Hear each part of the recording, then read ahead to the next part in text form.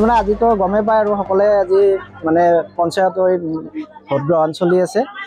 আমাৰ বেজৰতাৰী সাপৰতাৰী এই পানীখাইটি পঞ্চায়তৰ তাৰমানে এইটো আমাৰ 5 নম্বৰ উত্তৰ জিয়াকুৰ ৱাৰ্ড। ইয়াতে তাৰমানে আমাৰ ৰাতিপুৱাৰ পৰা ভোট চলিয়ে আছে।